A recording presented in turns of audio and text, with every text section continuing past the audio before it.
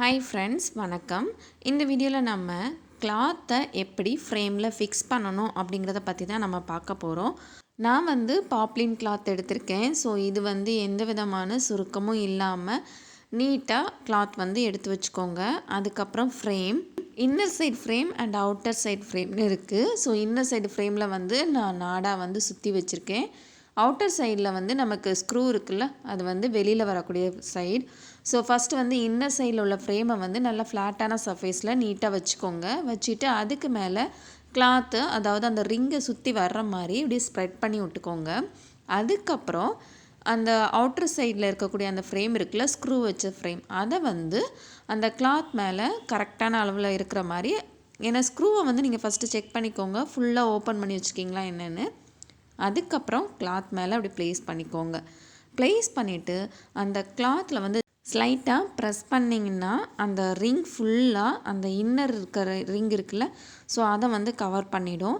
அப்படி கவர் பண்ணதுக்கப்புறம் அந்த ஸ்க்ரூவை நல்லா டைட் பண்ணுங்கள். அதுக்கப்புறமா ஃப்ரேமுக்கு வெளியில் இருக்கக்கூடிய கிளாத்தெல்லாம் உள்ளே நிறைய சுருக்கங்கள் இருக்கும் நம்ம ஒர்க் பண்ணக்கூடிய ஏரியாவில். ஸோ அதை நீங்கள் கொஞ்சம் கொஞ்சமாக வெளியில் இழுத்து விடுங்க. அதாவது எந்த விதமான சுருக்கமும் இல்லாமல் நீட்டாக உள்ள கிளியராக இருக்கிற மாதிரி பார்த்துக்கோங்க. இதில் பார்த்திங்கன்னா அந்த கார்னர்லலாம் நிறைய சுருக்கமாக இருக்குது. ஸோ அதை இந்த மாதிரி நீங்கள் கொஞ்சம் கொஞ்சமாக மெதுவாக இழுத்து விட்டிங்கன்னா உள்ளே உங்களுக்கு டைட் ஆகும்.